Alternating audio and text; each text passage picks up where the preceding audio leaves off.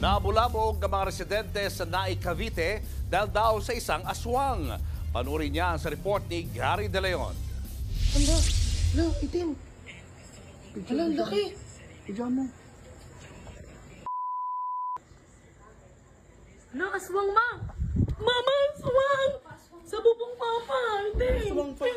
Takot na takot ang isang babae nang makita sa bubong ng kanilang bahay ang isa raw aswang sa Naik, Cavite. Nabulabog ang kanyang pamilya. Mama, aswang. Ang laki pa.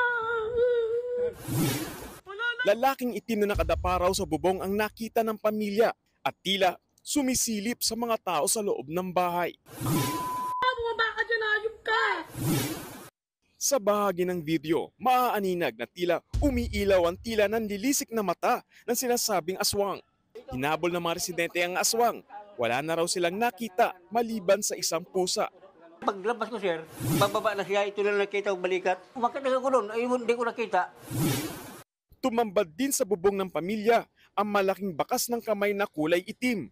Posibleng target daw ng aswang ang dalawang buntis na natutulog sa loob ng bahay. Magkasama pa sa isang kwarto ang mga buntis. Labis naman ang takot ng isa sa mga buntis na si Lynn. Naniniwala rin naman po. Siguro tik-tik, ganun po. Tuwing gabi po, kumbaga hindi po kami masyadong makatulog. Sa kwartong ito natutulog si alias Lynn kasama ang kanyang mga anak. Habang dito naman sa may sala nila ay natutulog naman yung mga magulang ni alias Lynn at puno ng tao yung bahay nito. Mag-aalas 12 ng umaga nang bigla na lamang may kumaliskos at kumalabog sa kanilang bubong. Kaya nagtaka sila kung may tao at nagpanik sila sa kanilang nakita.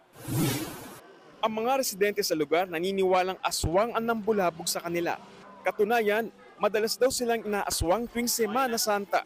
Baka mas malakas sila pagdating ng Holy Week po. Nasa sa inyo kung maniniwala kayo kasi kami, naranasan namin talaga. Hindi na inireport ng pamilya ang nangyari.